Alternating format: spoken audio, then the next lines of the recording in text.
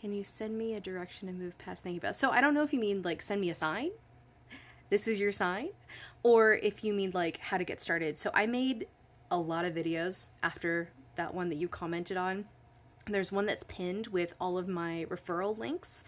I actually need to add two more, one for Throne and one for Mint Stars, because I totally forgot about those. But I've been talking about spicy work as a whole and financial domination. I do not claim to be a total expert in financial domination. I want to be clear about my experience here. I started out with that 6 years ago. I did it for a while, and then it kind of became more of a background thing for me, and I still had subs and I still got, tributes and things like that. But it was not the dominant part of my content for most of the last like 5 years of the 6 years that I've been doing this.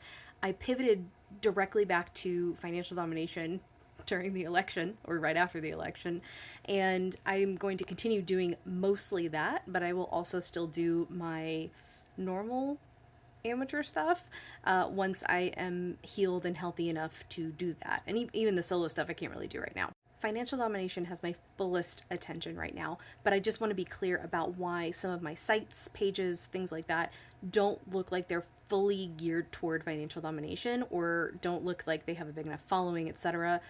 It's there, it's always been in the background, it just hasn't been my priority for most of the last 6 years. But if you were looking for a sign, here's your sign.